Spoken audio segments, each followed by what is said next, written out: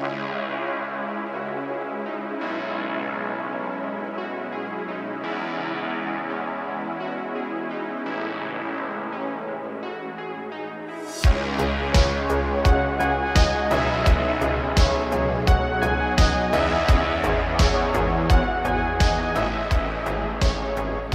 to you from 4,200 feet in the hills of Oregon, it's the voice of Chi-Town, the reddest beard in the high desert, your host of the MOA broadcast, Sam Wilson.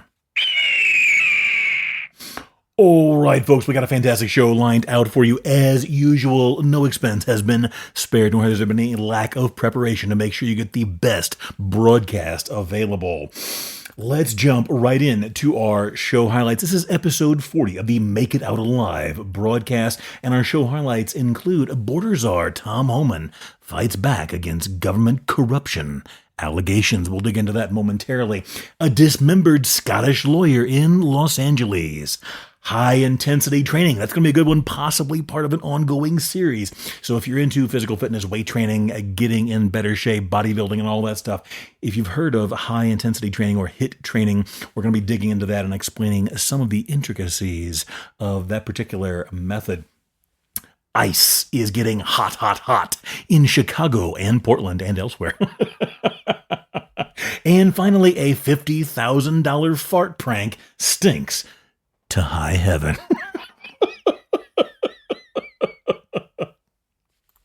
All right, folks. Again, gonna have a great show. Let's jump right into it.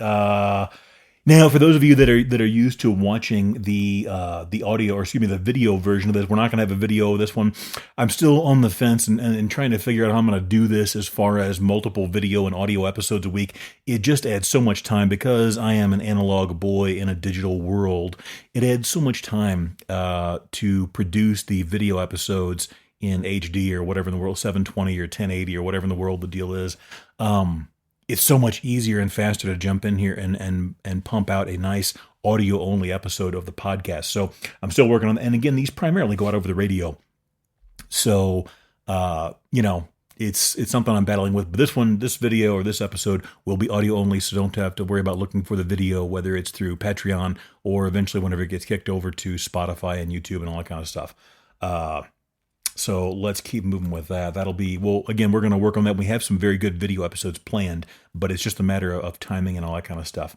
Dinner last night. So I've talked about this a number of times. I'm a huge fan of food, obviously, a good, delicious meal. And for those of you that are driving into work or at work or just getting started in the morning, I like to tantalize you with a delicious meal from the night before that I had. So we've received several emails on people appreciating the food stuff, so that's what we do. It was huevos rancheros last night, or huevos rancheros for those of you that habla español. Now, this is, like we talked about last episode, this is white people taco night, okay? I'm not a chef, I'm not a cook, I don't play one on TV or even stay at Holiday Inn last night, but I do have a certain way I like my food, and it's very tasty to me, so I enjoy it. For this one, though, normally what I'll do with huevos rancheros is I'll fry up 2 tortillas, and then I'll do 2 fried eggs on top of that. Last night, though, did 3 of them because I was pretty hungry, and did scrambled eggs. Now, I've talked about this a number of times. I've had some questions about this. Guys, I'm not an expert on food or culinary processes and so forth.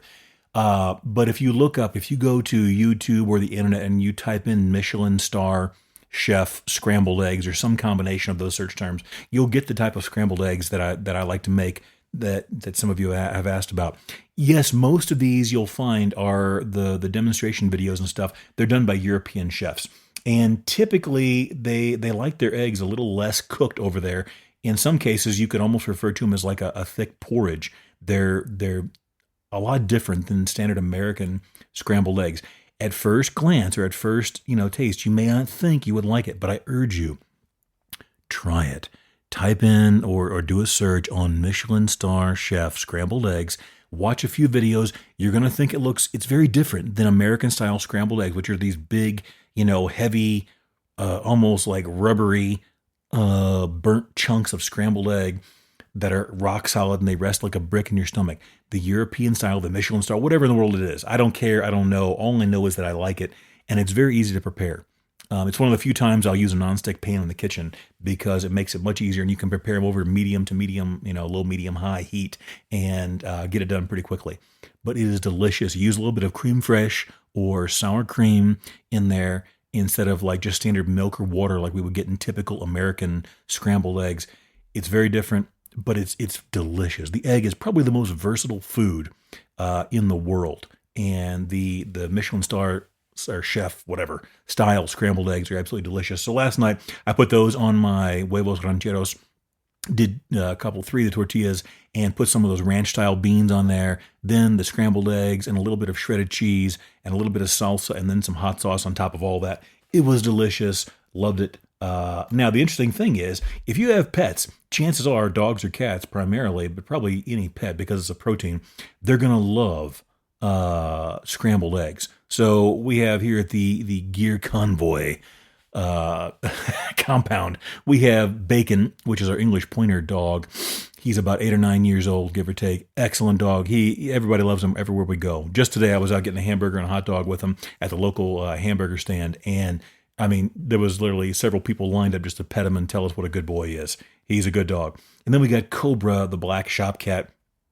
Either way, the point is they both love scrambled eggs. So if you ever want to give your pets a special treat, let me tell you, especially like those Michelin star, you'll have some highfalutin pets, folks. If you give your pets Michelin star chef style scrambled eggs. So anyways, Kobra and Bacon both love them tremendously. You know what they also love is Kentucky Fried Chicken. Now, I've been talking about this in the last couple of episodes. So what I've been doing is I live out in the middle of nowhere. The nearest town is about 30 to 40 miles away, depending on what part of town you drive to.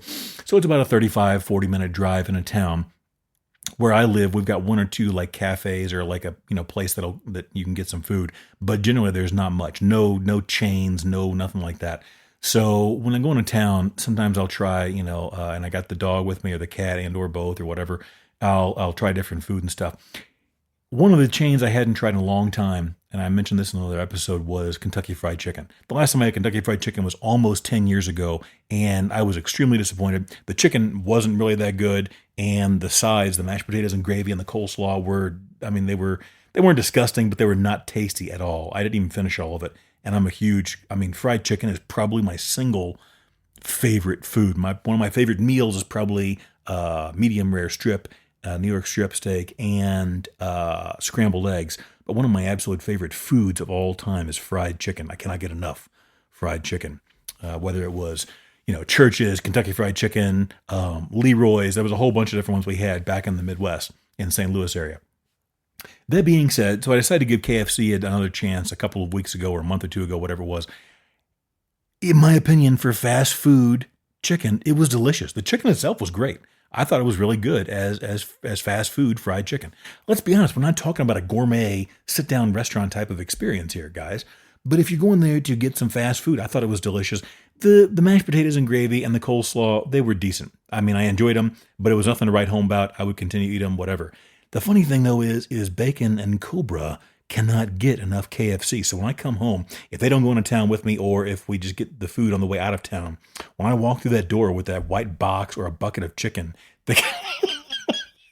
they go crazy to get a hold of that fried chicken. So it cracks me up. The other day we were in town and we tried Pizza Hut. I haven't had Pizza Hut in probably close to 25 years that I can remember. I can't remember having Pizza Hut a single time before the year 2000. So I had no idea what to expect. Growing up, I've mentioned this before, my family, we weren't a huge fan of Pizza Hut because we had St. Louis-style pizza, and there was Emo's, the chain, and there were a number of other, local places that would produce the very thin crust St. Louis-style pizza. And Pizza Hut, their pan-style pizza is the exact opposite. So anyways, I won't go into a whole long thing. I don't eat up the whole show here. But I tried Pizza Hut while I was in town, got a couple of the pizzas for different types and flavors, and tried them. Bacon, loved it, of course. It was covered in cheese and sauce.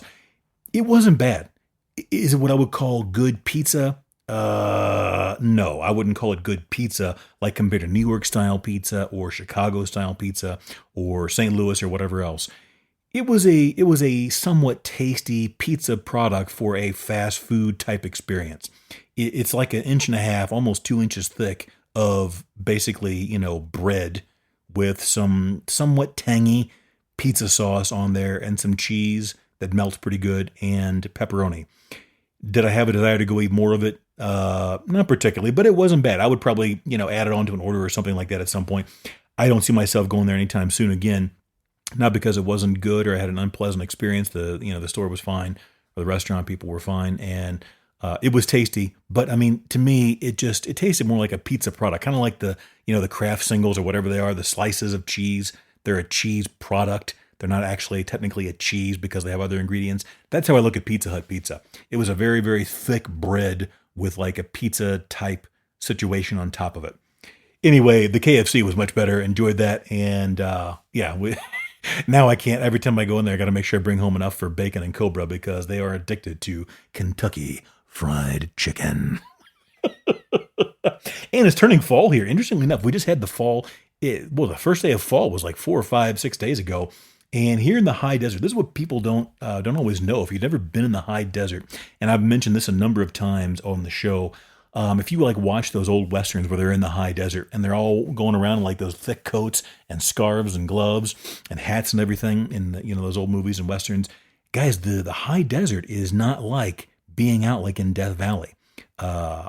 High desert gets sometimes extremely cold at night. We'll have a very full functioning winter season out here in the high desert, even though it may be hot during the day. Like the other night, it was 39 degrees at night, and it was in the 80s during the same day.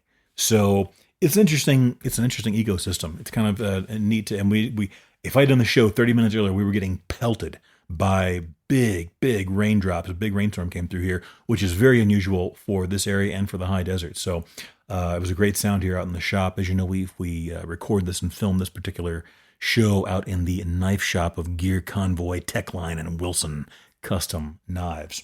So anyway, that's that. Also in this episode, we're going to dig into some physical fitness stuff and weight training.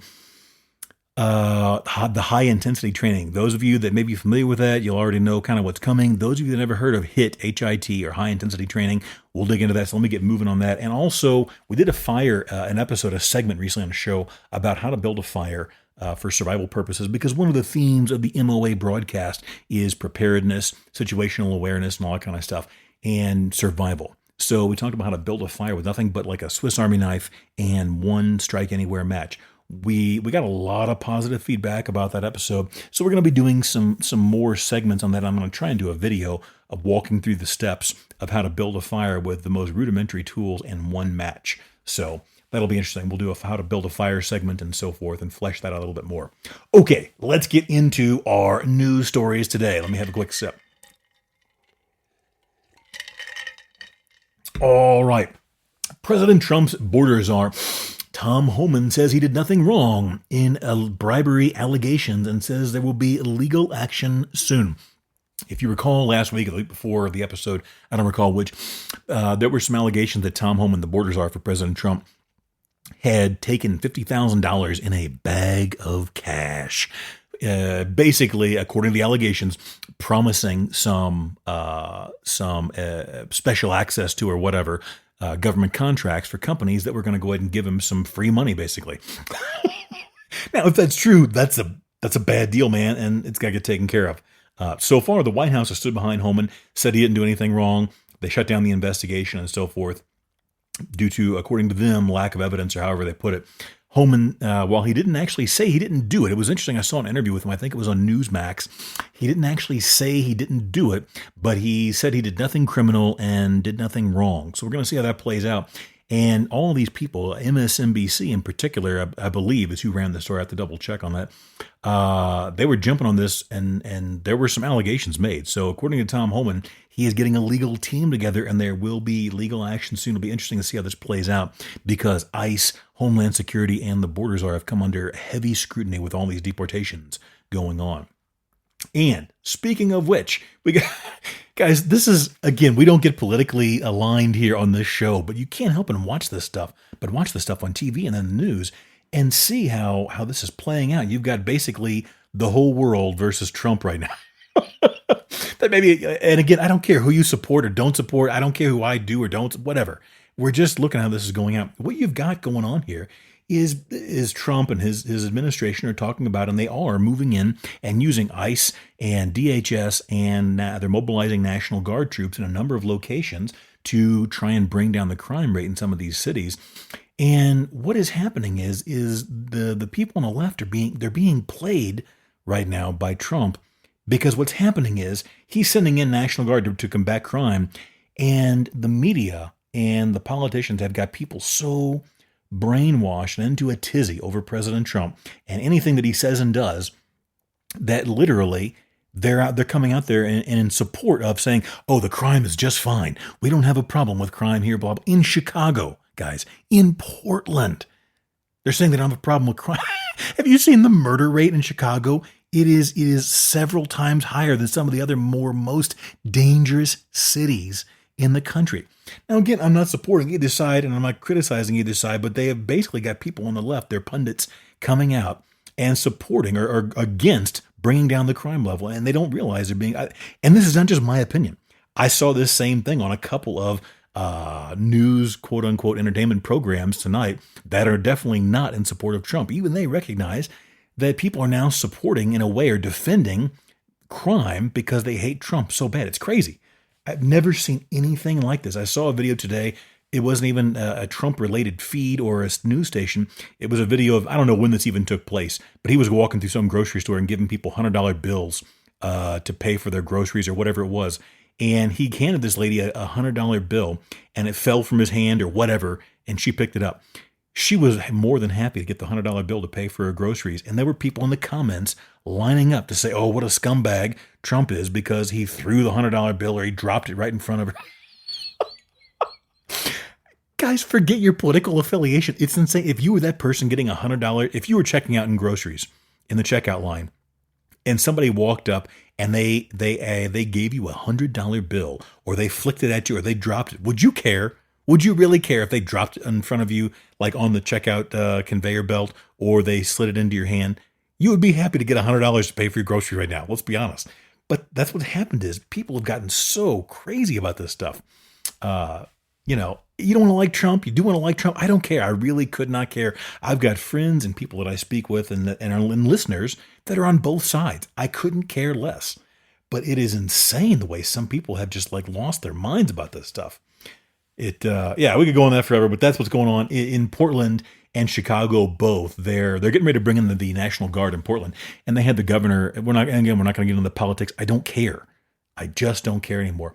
But anybody that has been in Portland in the last several years, I used to live in Portland. Guys, I moved out of there several years ago because it was so insane. I had a crazed crackhead try to bust into my knife shop in the middle of the night one time, and he wanted to kill me. Those were his exact words. In fact, he got a lot juicier than that, but I can't put it on the radio. Insane what has been going on in that city for years. And they're insisting they don't need any help. Same thing in Chicago. They're going on, we don't need any help in Chicago. And so it is just crazy. And if you watch the videos on social media, whether it's TikTok or X or whatever else, there are clashes with ICE going on like a daily basis. People are getting pepperballed, they're getting tear gas, pepper sprayed, and just taken down physically. So it is really heating up and getting hot in Portland and Chicago. And something tells me those aren't going to be the last cities where this takes place.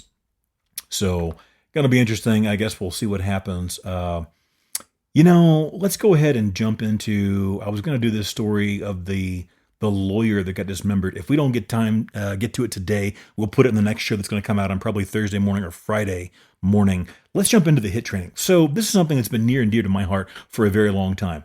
I'm probably not in the greatest shape I've ever been in my life. I wouldn't say I'm in bad shape, but I'm not in the greatest shape for sure. And certainly I'm in the shape that I was in like in my early 20s when I was working out very, very regularly. There are several different types of training. For those of you that are into physical fitness and weight training, or even, some analog of that, you're going to probably be aware of what's called HIT training, HIT, high intensity training. You don't need to say HIT training. It's kind of a double positive there. But regardless, it's called HIT, high intensity training. There are a number of different mentors and gurus in the high intensity training world, and they all have their different, MO, their modus operandi of high intensity training. I have trained I've never been a professional trainer. I'm not a physical fitness certified anything. So this is all just informational. Don't take this information, act on it. As they always say in the disclaimers, you should consult your physician before beginning any physical fitness regimen or program. Now, that being said, I can tell you from my personal experience, I can relate this anecdotal evidence and empirical data if you would like to hear it.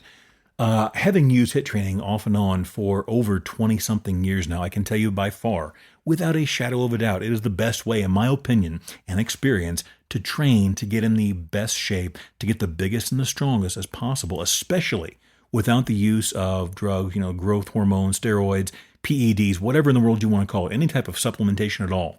The absolute best gains I've experienced myself, and in the dozens, if not over hundreds, not hundreds, but I would have to go back and check, could have been over 100 people that I have trained informally. And by informal, I mean 1 or 2 or 3 sessions, or sometimes weeks or months at a time. And it was all documented. I've got notebooks and stacks of papers somewhere and that I could dig up with different people's progress over the years, going back a couple of decades. Saw by far the best gains ever with HIIT, with high intensity training.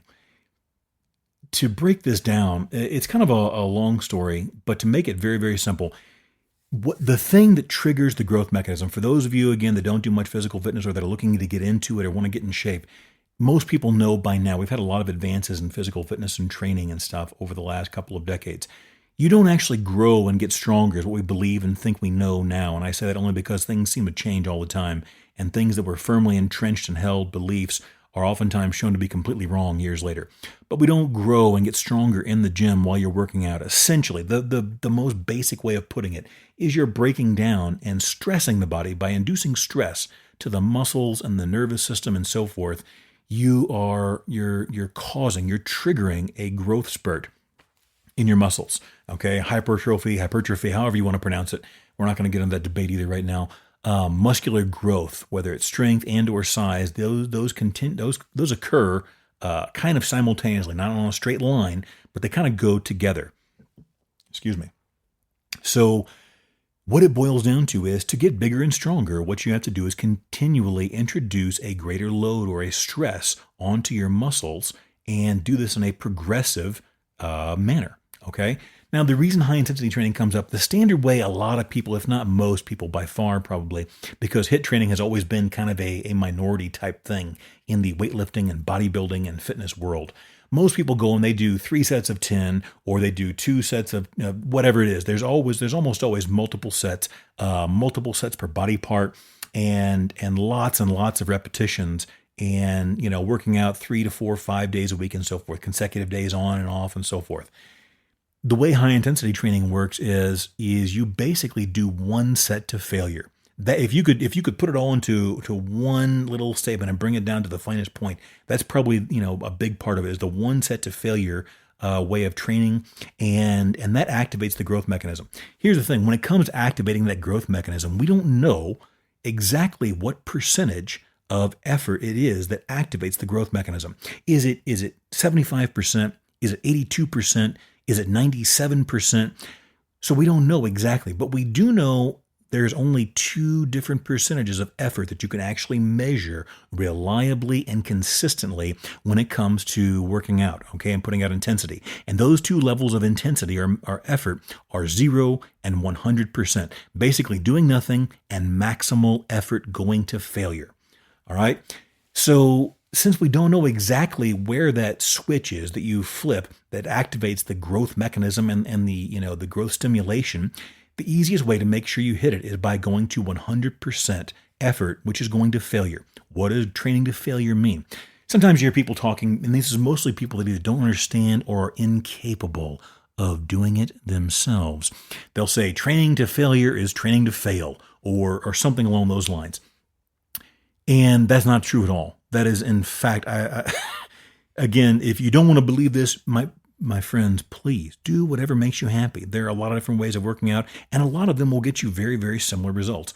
Do whatever you want, but do not think for a second that training to failure does not work. It absolutely does. I have had astonishing results in my life and in the training and the results and lives of others that I've trained over the years. And I am by no means unique. It's not me that did any of this. I didn't come up with any of this. I'm just sharing it with you.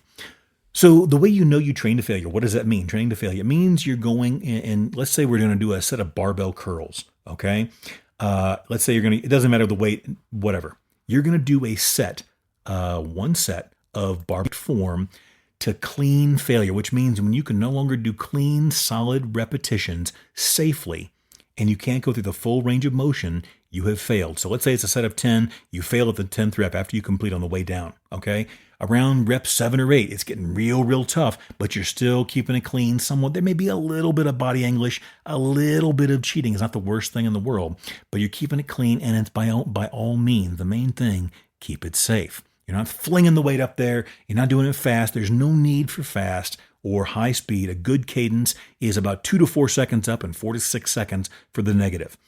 If you can take your ego out of it and you want to get bigger and stronger, that is a great cadence. Usually around 2 to 4 seconds for the positive and 4 to 6 seconds, somewhere in that range, for lowering or the negative portion of the repetition. If you do this until you can no longer do a clean rep, you have gone to failure. Now, in the particular case of barbell curls, straight barbell curls for the biceps, one of the most effective and also the most violently painful exercises if done properly into failure in the strict form. It is very safe, and you will notice growth. It is a tremendously good way. The easy curl bar, let's do that a different time. The main thing here is safe. You don't have to worry about trying to throw the weight and all this other stuff. And you're doing one set to failure. Now, another time, because we're already zipping through a lot of time here, another time I'll get into that kind of how the genesis of this training happened, how I got into it, and so forth. But I've been, like I said, using this method of training off and on for over close to 25 years now, folks. It absolutely works. I've got the notebooks and the records of my training and my workouts and many other people's to show that it does. Where you're going to have, and the reason, that's the point I was trying to make a minute ago. The reason going to failure is so important in this type of working out is beyond a shadow of a doubt, 100%, you have hit that point where you trigger the so-called stimulation or the growth mechanism, whatever in the world you want to call it, okay? Because if it's 87%, if it's 92%, 96%, we don't know, and you can't go in there. Even if you know your body, you may think, okay, I'm going to do about 75, 85%, but you can't be 100% certain unless you do it 100%. There's no way to consistently say this is 87% of my muscular strength and capacity, okay? And that's where high-intensity training kind of stands out. It only takes one set, and here is who this type of training and style and methodology is going to be for. If you like short workouts, if you like getting the job done and getting out of there, if you can tolerate and endure pain and discomfort, if you are motivated and driven, if you want the maximum benefit and reward for the least amount of input of time and effort, this is going to be for you. If you like to go to the gym, and I'm not criticizing or saying this is wrong, but if you like to go to the gym and hang out, play on your phone, talk to your buddies, do 5, 6, 8 sets of different, exercises for different parts of the body, and spend an hour and a half in the gym and have a good time and be able to talk and listen to music while you're doing all this, this is not going to be for you. You're not going to like it. Over the years, that is by far the most probably criticism that I've received and seen online and in other places against the HIIT or high-intensity training is people that they just, almost everybody, there's the train on the background if you can hear it, almost everybody that criticizes this type of training, they think they can train hard and go to failure and their workouts are killer. But let me tell you, folks, you put them through a good, solid, high-intensity routine, they sing a different tune. I have trained, like I said, dozens, if not over 100 people over the years. Maybe one or two of them came in and were ready to hit that full intensity right off the bat and were able to. The relationship with the high intensity and the fatigue and the pain, the lactic acid buildup and the burning and everything else, the pump and all that comes with that type of training, it's a relationship, folks. It grows over time. What you think is your all-out maximum in the beginning is going to be very, very different than what you think and believe your all-out maximum is going to be several months, a year, 5 years, 10 years later as you develop a relationship with your body and with that style of training. You're going to know how to dig deeper and go harder. But the results are worth it. You will gain by far more gains, strength, and size, muscularly speaking, and cardiovascularly speaking, if you do it in a certain way, than you would going in there 3 to 4, 5 times a day and spending, or a week, excuse me, and spending, 1, 2, 3 hours working out. We'll dig into this more in the next episode, but that's what we're going to leave it there. I encourage you to do a little research on high-intensity HIT training. There are, again, a number of different gurus and masters over the years, and they all have the kind of their own spin on this. But the very basic precepts that you're looking at are working out one set to failure for each of your major body parts. And when you're getting new into working out and whatever it is, whether your goals are bodybuilding or fitness, powerlifting, strength, whatever, you always think that the magic bullet is going to be some magic workout, this perfect workout, this perfect set of exercises, or this, that, and the other. It really isn't, folks. The longer you do this and the more you do it, you realize the more important things are a couple of good, big exercises, big movements that involve, compound movements that involve multiple muscle groups, things like deadlifts, things like the full squat where you put your butt on your heels.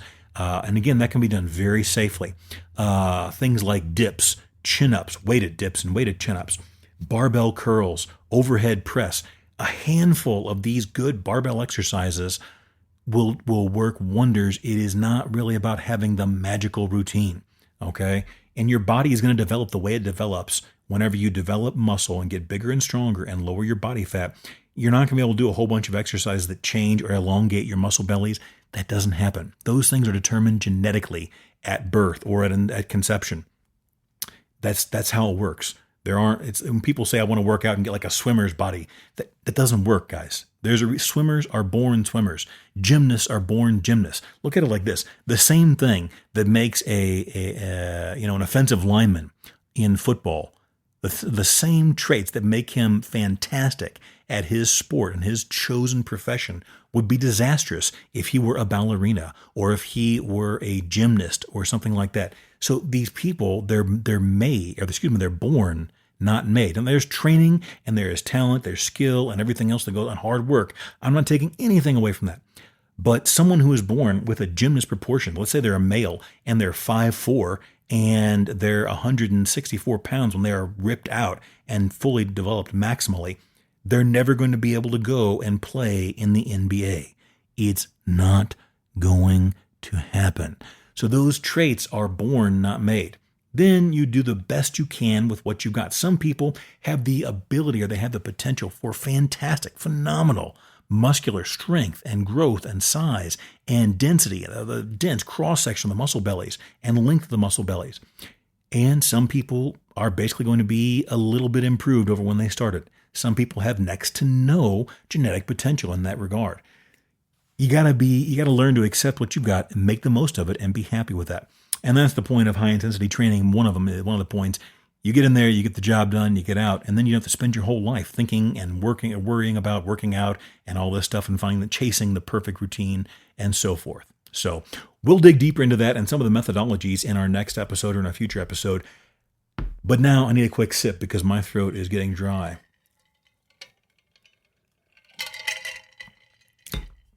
All right, folks, we'll dig into hit some more. We're not going to have time for the Scottish lawyer segment. We will get to that in the next episode. And we're going to have that video episode of the fire building training coming up. Now, for this, we go, we're not going to have time for that one either. Doggone it. It sounded really good. It's very unfortunate, but we'll get to that one later, a hiker story. You know what? Let's go ahead and jump down. We're enough time in. We go to South Carolina.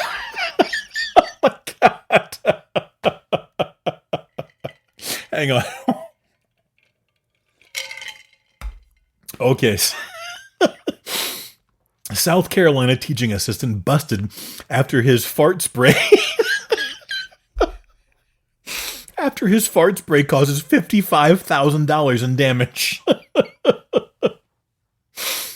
This story comes to us via the New York Post. A South Carolina high school staffer has been busted for repeatedly using fart spray. He's accused of hurting students' health and causing a staggering $55,000 in damage to school property. Florence High School teaching assistant Alexander Lewis, and do we have his picture? Let's see here. Where'd he go? Oh my God. I'm looking at this guy. Let me just say, when you look at him, it's pretty easy to believe this happened. Alexander Lewis, 32, was arrested for allegedly using what cops called, quote, an internet-acquired spray designed to imitate fecal odor.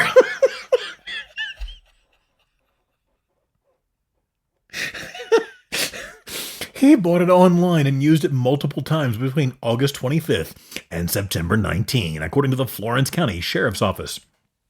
After students raised their own stink about it, the school inspected gas and propane lines and tested for air quality, all to no avail. They couldn't figure out where those farts were coming from. But an excuse me. An inspection of the school's air conditioning system found damage that cost the district more than $55,000, according to officials, who did not detail exactly how it was damaged or what exactly cost $55,000. They also did not reveal exactly how they sniffed out Lewis as the suspect. However, he was arrested on Friday of last week and charged with disturbing schools as a non-student and malicious injury to property over $10,000. He was booked into Florence County Corrections Facility on a $9,000 bond before being released on Saturday afternoon. He reportedly said, "That stinks." No, he did not make that up. All right, folks. Don't wait until you have an emergency to prepare for it. If you wait, it may be too late. If you don't make it out alive, you don't make it out at all. Stay safe out there, folks.